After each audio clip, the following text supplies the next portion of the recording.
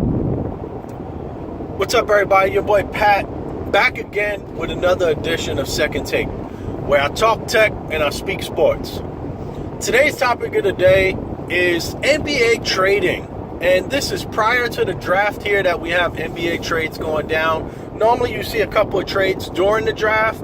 I've never saw NBA in all my years of watching this aggressive tactic where guys are making trades prior to the NBA draft. Normally you see big trades at the trade deadline, at the draft, and at the start of free agency.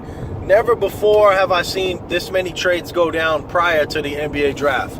So we had a few trades go down already. The first one was it was one of the first ones to go down. It was a pretty significant move by the Boston Celtics and the 76ers, where they swapped first and third picks in the draft, and then Boston's compensated with another draft pick either in 18 or 19, depending on a lot of different circumstances, which I won't get into. But Philly, by doing that, assures themselves of picking up the kid Fultz, and I think with the Lakers, who made a trade, they're going to assure themselves of getting Lonzo Ball, and then Boston, we'll see what they do. Are they going to keep their pick? Are they going to go Josh Jackson, or are they going to trade again? There's been a lot of rumors, so we'll see that. But getting into the Lakers trade, the Lakers, Magic Johnson, with a great move, I think. He had to give up something to get something, and I think this benefits, I think, both teams. But if I was going to give the edge to somebody, I'd give it to the Lakers.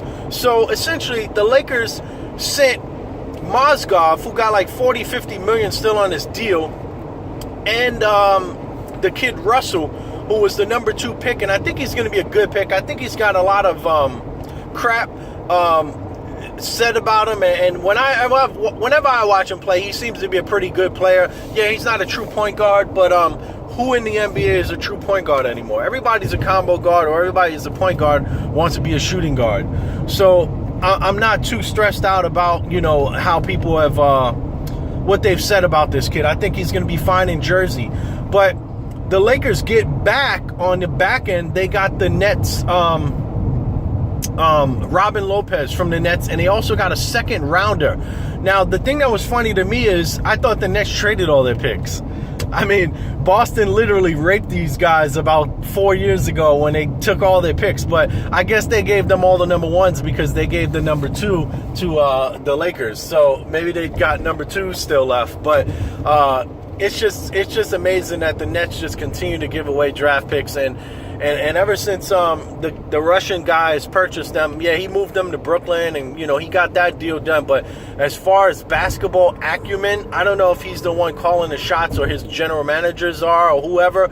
But man, they've made a lot of just shoddy trades, man. So once again, they're like running out of picks, and in order to build, through being so bad, it's through the draft, man. Nobody's gonna come to New Jersey when there's so many more teams that people would like to go to. So from the Lakers perspective, they got rid of Mozgov, a big contract. They get Robin Lopez, a solid center. I would say he's a very good center. He's not great, but he's very good. He's got good low post moves. He's an okay rebounder.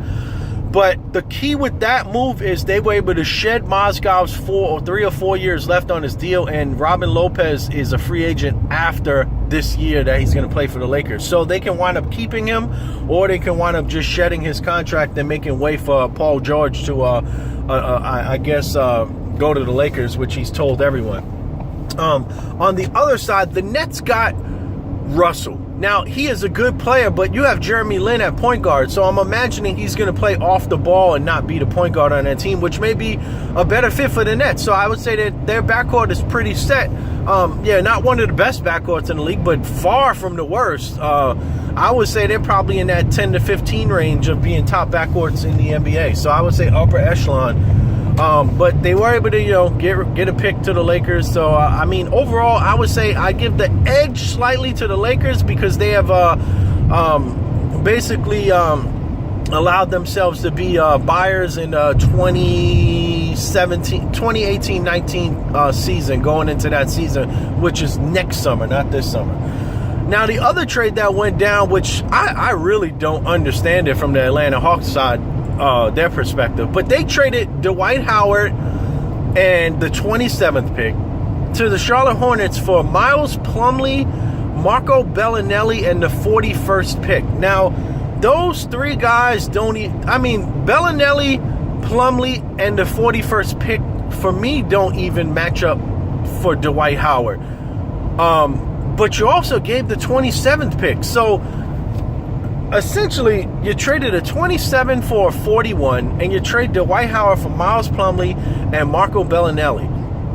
Now, the key point with this is when I looked at those guys' contracts, they're not expiring. They're on like 2 and 3 year deals. So, leads me to believe I don't understand what you're doing. You're talking about rebuilding, but those guys are not rebuilding pieces. Those guys are role players at best. So, if you're not getting an expiring contract to go and get some big marquee free agents, then you need to get guys who are ready to actually contribute, not just contribute, but to be huge parts of the team. And those guys are role players at best, man. So, and then the pick, you got a worse pick back. So the Hawks said they're looking to rebuild, but I think there's something else there. I think something with Dwight happened.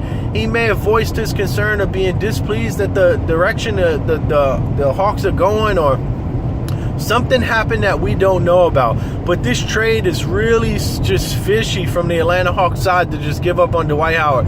Dwight Howard, yes, he's not Dwight Howard of 5 or 10 years ago, but you know what?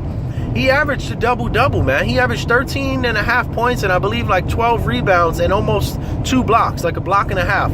So when I look at Dwight Howard, he's 30 years old, man. He's not on a horrible contract. He's got like 2 years, maybe $55 million left, 50 some odd million dollars left on his deal. So not a horrible contract. Literally in 2 years he'll be 32, and if he declines at a rapid pace, you can just get rid of him, free up cap space. But on the flip side, man, you get a guy who averages a double-double who's going to be a rim protector, and I think him and Kemba Walker, I think Michael Jordan, if he called this or his general managers called this, this